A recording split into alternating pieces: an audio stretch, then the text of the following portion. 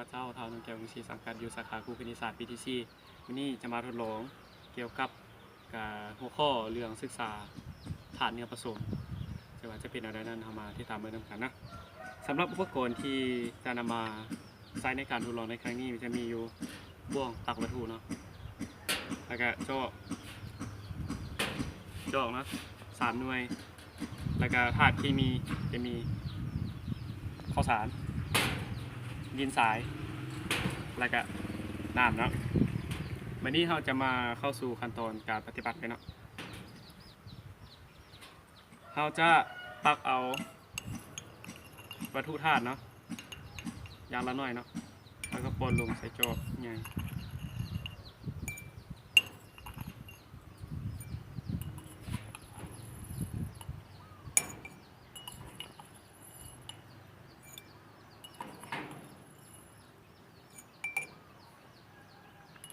หลังจากนั้นเราจะกรอกน้ำใส่ให้ท่วมวัตถุดังกล่าวแล้วคนให้มันเข้ากันคน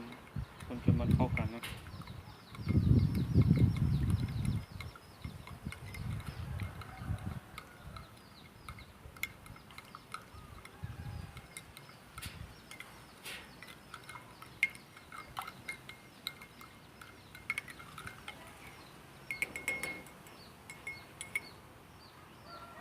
แล้ว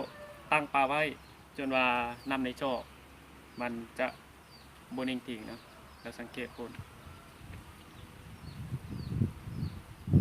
เอาแบบนี้นะมาสังเกตนะเขาสังเกตนะจากการสังเกตเห็นว่าข้าวสารและก็ดินทรายนี้มันจะบ่ละลายในน้ำนะสังเกตเบิ่งนะมันจะบ่ละลายในน้ำมันจะปนกันอยู่อย่างอิสระนะมันจะปนกันอยู่อย่างอิสระฉะนั้นเขาจึงสามารถสรุปได้ว่าธาตุเนื้อผสมแม่นธาตุที่ประกอบมาจาก2 หรือหลายธาตุในสัดส่วนที่บ่จำกัดบ่แน่นอนและบ่เกิดปฏิกิริยาเคมีสำหรับการทดลองแม่นสิ้นสุดลงเพียงเท่านี้เนาะข้าพเจ้าหวังอย่างยิ่งว่า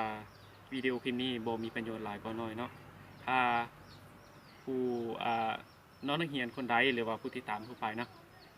คิดว่ามันมีความจำเป็นก็สามารถกดติดตามหรือว่ากดไลค์แอนด์แชร์ได้นะขอเข้าใจ